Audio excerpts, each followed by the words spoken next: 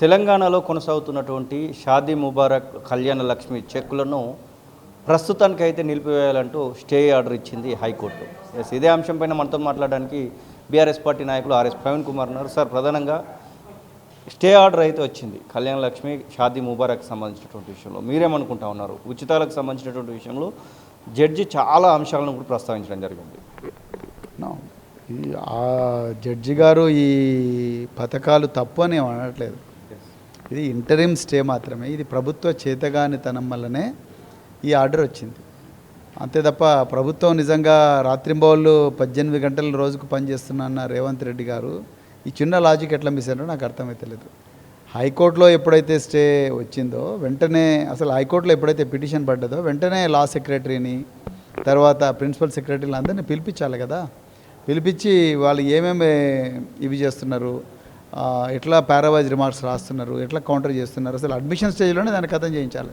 Okay, మరి అది చేయకుండా ప్రభుత్వం నిమ్మకు ఉన్నదంటే వాళ్ళు దీని మీద శ్రద్ధ లేదు. వాళ్ళకు ఈ లక్షలాది మంది మహిళలకు ఏదైతే లబ్ధి పొందుతుందో ఆ స్కీమ్ మీద వాళ్ళకి అసలు ఏమాత్రం కూడా శ్రద్ధ లేదు. వాళ్ళకున్న శ్రద్ధ అంతా కూడా డబ్బులు దొడ్డిదారులను సంపాదించుకోవడం అనేది ఒకటే. రెండోది, ఇందులో కమిషన్ రాదు, డైరెక్ట్గా అమ్మాయికి వెళ్తుంది డబ్బు.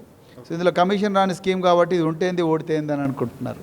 సో అందుకొరకే నేను అనుకుంటాను ఈ ప్రభుత్వం దీని మీద ఏమాత్రం కూడా పట్టించుకోకుండా నిర్లక్ష్యం చేసింది. అందుకొరకు ఈ ఆర్డర్ వచ్చింది అనుకుంటున్నాను. పర్సనల్గా మీరేం చెప్తారు? మీరు ఒక ఐపీఎస్ ఆఫీసర్గా పనిచేశారు, దాదాపుగా జనాలతోని అటాచ్మెంట్ ఉన్నటువంటి వ్యక్తి. ఇట్లా ఉచితాలకు సంబంధించినటువంటి విషయంలో గతంలో కూడా చాలా వరకు చర్చలు జరిగాయి. లబ్ధిదారులకు కాకుండా అవసరం లేని వాళ్ళకి కూడా పోతా ఉన్నాయి అన్నటువంటి చర్చలు జరిగాయి. మీరేం చెప్తారు ఉచితాలకు సంబంధించినటువంటి విషయంలో? దెబ్బ తిన్నోడికే ఆ నొప్పి తెలుస్తుంది అబ్బా. ఇప్పుడు ఆ ఉచితాలు అని అనడం ఈజీ, కానీ అక్కడ ఆ కుటుంబాల్లో ఏమాత్రం ఉండడానికి నీడ కూడా లేని కుటుంబాలు ఉంటాయి కదా. ఆ కుటుంబాల్లో పెళ్లి చేయడం అనేది పెద్ద ప్రహసనం, అంత ఈజీ కాదు.